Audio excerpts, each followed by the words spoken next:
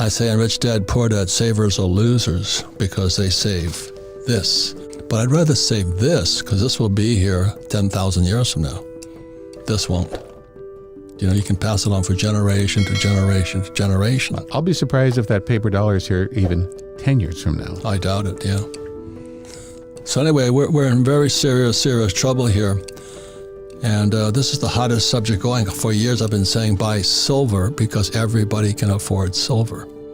When I offered them this for $3, they went nuts and went, why would I buy that? Because they'd rather have this. That's the lesson. I'm one of the few people who absolutely despise cash for buying gold, and you'd think just the opposite, that I couldn't wait to get cash. But banks don't want it. Try and deposit $20,000 or $50,000 in cash.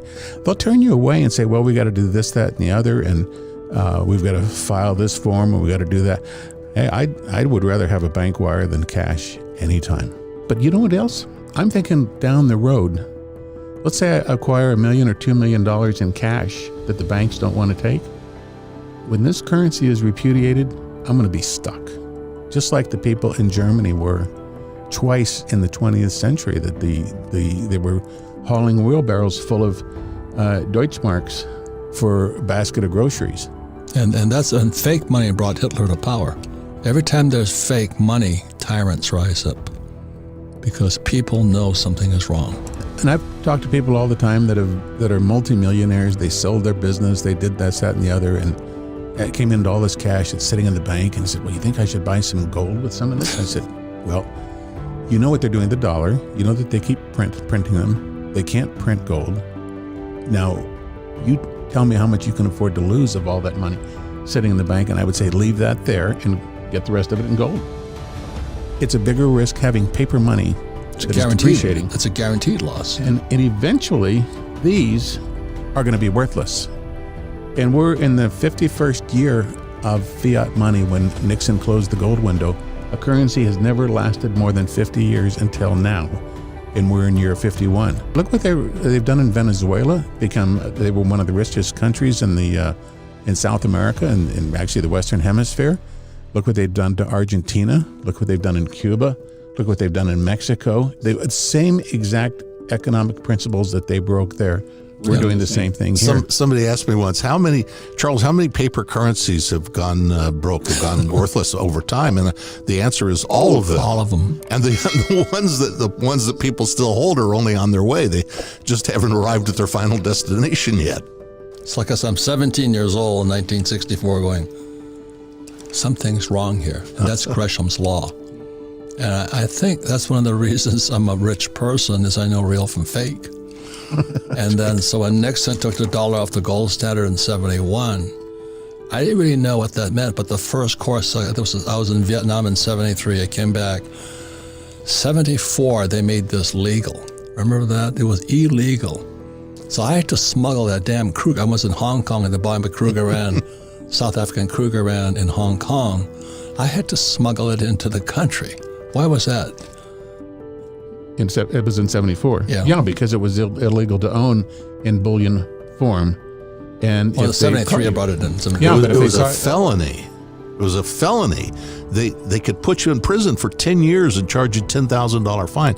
They made it a felony for Americans, free people, to own monetary gold and silver. Or gold anyway. It was a felony. Was it dangerous? Was it going to blow up? Was it nuclear contamination? Was it kill your neighbors with poison? What was wrong? Well, of course, you know the answer. It's always the same answer. The government grabs all the gold because it wants it for itself, so you can't be allowed to have any. And this was $850. What is this today?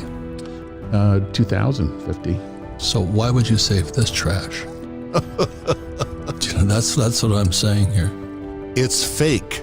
How about that, to sum it up? That's fake. It's a trick. This is the biggest reason you want to own gold. Because our pensions, as we keep raising interest rates, our 401ks are going down. But not only this, is my book wrote with Ed Siddell, is our pensions are broke. So it's the firefighters, police officers, school teachers, their pensions are gone.